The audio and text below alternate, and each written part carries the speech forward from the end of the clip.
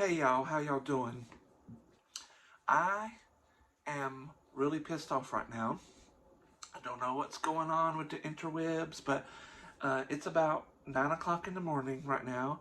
I have been trying to print an astrological chart for a client for an hour and a half. My computer keeps freezing.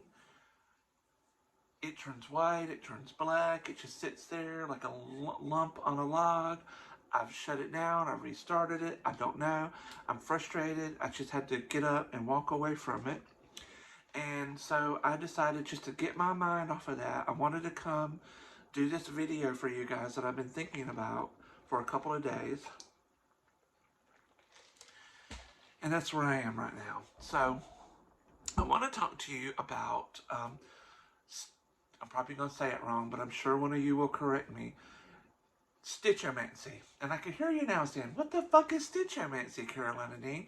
Well, you probably are already familiar with Stichomancy, but you probably heard it called bibliomancy, where it's a form of divination where you take a Bible and you think of a question, close your eyes, open it at random, put your finger down, and whatever verse your finger lands on, you use that to form an answer for yourself. You interpret that verse. Now, bibliomancy specifically refers to divination by the Bible.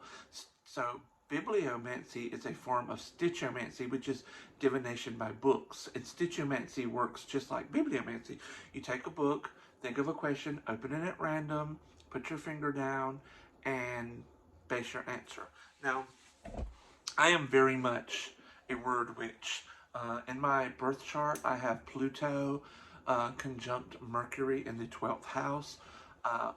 Words are very important to me in framing my intention for spell work. I know that is kind of common in spell work, but you know, occasionally you have these spells where, oh, it doesn't really tell you to say anything. You just think of your intention or something. For example, there's that old hoodoo spell to make a lover faithful to you. You take one of your socks and one of their socks and you tie it in a knot and you bury it at your back door. Well, that's not good enough for me. I need to say something over those socks. I need words to be part of my spell, to frame my intention. So I've used Stichomancy a lot, and I wanted to share some of the techniques I use with you today.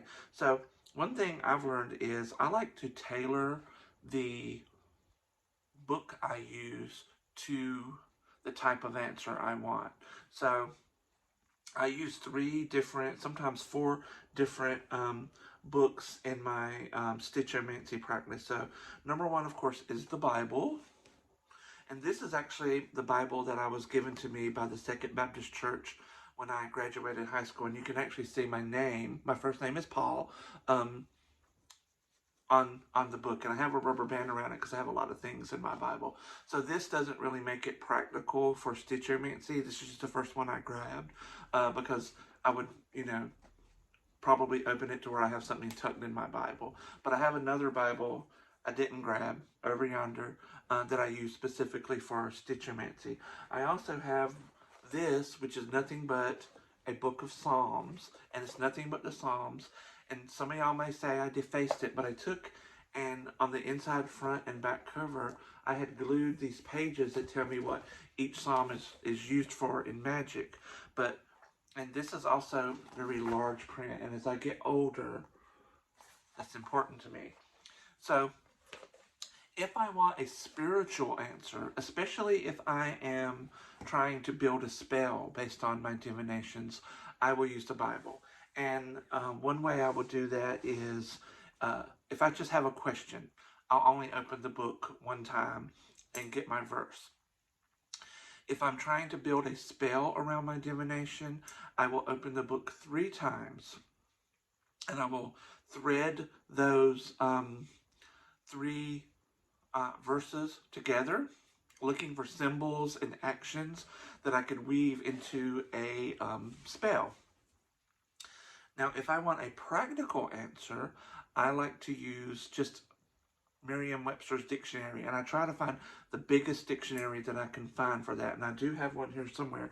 But I also like to use a dream dictionary, because a dream dictionary is already full of symbols and things. And one of the ways that I like to use the dream dictionary, let me just open it at random. So if I were to ask a question. So this is A to Z, and it has all kinds of words, and then its definition. So if I just put my finger down, and if my finger lands on the definition, I read the entire definition for context. If my finger lands on the word that is being defined, I read, I'm saying this wrong and I'm frustrated. If my finger lands on the word that is being defined, I read the word and the definition. If my finger lands on the definition, I read the word I specifically landed on in the definition. I read the definition itself, and I read the word being defined. And I take my answer from that entire thing.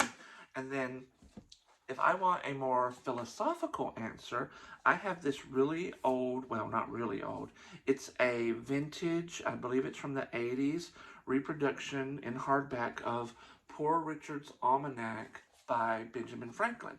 And it has some woodcuts in it. Let me show you one right here. It has some woodcuts in it, but it's really full of his, sayings, like, one of his famous sayings is neither a borrower nor a lender be. Let me just open it random and tell you one of his sayings. It says, eyes and priest bear no jest.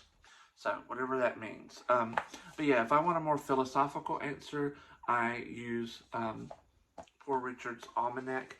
And then I didn't grab it. I said occasionally I use a fourth book. I do have a copy. I am a gay man, if y'all don't know that. And I have a copy of the Gay Kama Sutra from the 90s. And it's all about more than just sex. It's about navigating relationships in old age, falling in love, how to recognize someone in love. People, with my book, Secrets of a Sissy Boy, people thought, oh, it's all about sex. And I'm like, no, it's not all about sex. I'm telling you how to celebrate your coming out, how to protect yourself from an abusive lover. What if your lover's stingy with money? It runs the gambit. And the same thing with the Gay Kama Sutra. It's not just about sex and pictures.